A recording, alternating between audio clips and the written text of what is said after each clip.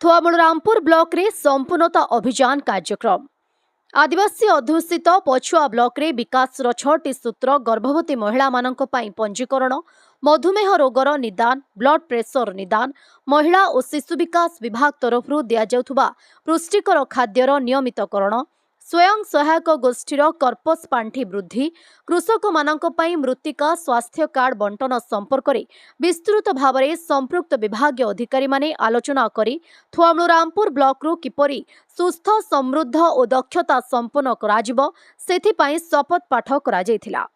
ଏହି କାର୍ଯ୍ୟକ୍ରମରେ ମୁଖ୍ୟ ଅତିଥି ଭାବରେ କଳାହାଣ୍ଡି ସାଂସଦ ଶ୍ରୀମତୀ ମାଳବିକା ଦେବୀ, ସମ୍ମାନିତ ଅତିଥି ଭାବରେ ଲାଞ୍ଜିଗଡ଼ ବିଧାୟକ ଶ୍ରୀ ପ୍ରଦୀପ କୁମାର ଦେଶାରୀ, ଜିଲ୍ଲାପାଳ ଶ୍ରୀମତୀ ପିୟାନ୍ୱେଶା ରେଡ୍ଡି, ନୀତି ଆୟୋଗର ମନୋଜ ଯୋଶୀ, ଜିଲ୍ଲା ପ୍ଲାନିଂ ବିଭାଗର ଉପନିର୍ଦ୍ଦେଶକ ଶ୍ରୀକାନ୍ତ ଦଳେଇ, ଜିଲ୍ଲା ମୁଖ୍ୟ କୃଷି ଅଧିକାରୀ ଶ୍ରୀ କମଳଲୋଚନ ନାୟକ, ପ୍ରକଳ୍ପ ପ୍ରଶାସକ ଆଦିବାସୀ ଉନ୍ନୟନ ସଂସ୍ଥା थुआमूलरामपुर ब्लॉक अध्यक्ष श्री दयानिधि माझी जोग देथिले।